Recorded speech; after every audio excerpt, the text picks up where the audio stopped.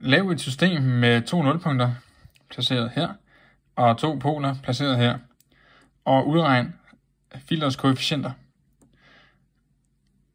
Generelt kan overføringsfunktionen for et filter opskrives ud fra dets poler og nulpunkter sådan her. H af z er lige med z minus z1 gange z minus z2 divideret med z minus p1 gange z minus p2. Hvor z1 og z2 det er nulpunkternes position i z-planet, og p1 og p2 er polernes lokation i z-planet. Og når man gør det for de her to cases, så får man den her overføringsfunktion. Så filterkoefficienterne kan jo direkte opskrives ud fra overføringsfunktionen. A, det er jo nævner koefficienterne, og B er tæller på koefficienterne. Og man kan finde impulsresponset, frekvensresponset og på nulpunktsdiagrammet ved brug af de her 3 MATLAB-funktioner. Og vi noterer i øvrigt, at det er et infinite impulse response filter, fordi der er poler, der ikke ligger i 0. Eller der er mindst en pol, der ikke ligger i 0. Derfor er der feedback-elementer. Og impulsresponset vil være uendeligt, vil have uendelig varighed. Nu skal vi designe et low-pass filter ved brug af den bilineære transformation. Vi skal have DC-gain på 1, en passbåndsforstærkning på mindst 2 dB, omega p er lige med 10 radianer, stopbåndsforstærkning på mindst minus 11 dB, omega s er lige med 15 radianer per sekund, og omega h er lige med 35 radianer per sekund. Godt, og hvad er det første, vi skal gøre, når vi designer et filter ved brug af den bilineære transformation?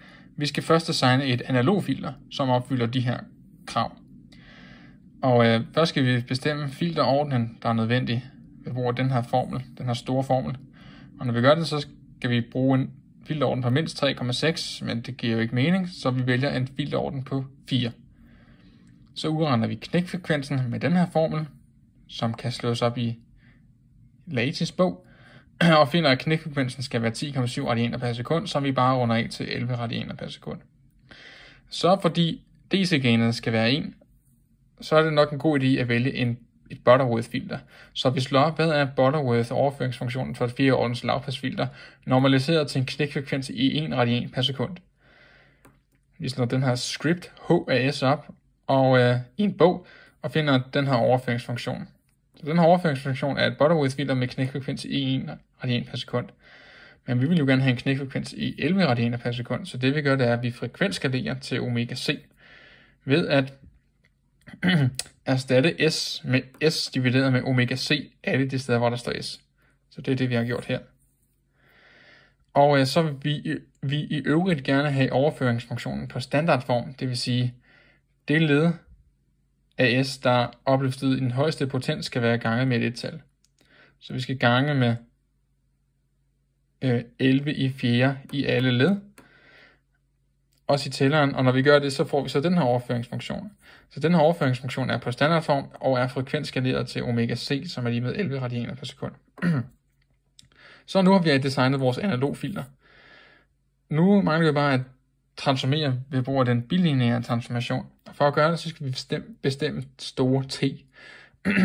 Og store T skal overholde, at den skal være mindre end eller lige med 1 over 2 gange FH. Og 1 over 2 gange FH, det er det samme som pi divideret med omega H. Omega H var i vores tilfælde 35 radianer per sekund. Så pi divideret med 35 radianer per sekund, det giver 0,09. Og så t skal være mindre end 0,09, så vi vælger t er lige med 0,08 sekunder. Og nu kan vi udføre den bilineære transformation, nemlig, eller det vi gør, det er, at vi erstatter s med 2 divideret med stor t gange z minus 1 divideret med z plus 1.